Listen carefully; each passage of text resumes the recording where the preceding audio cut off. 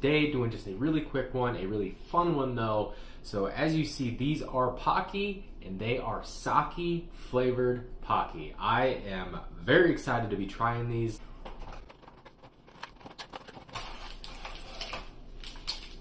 All right, get one large Pocky versus getting one pack with a bunch of Pocky inside.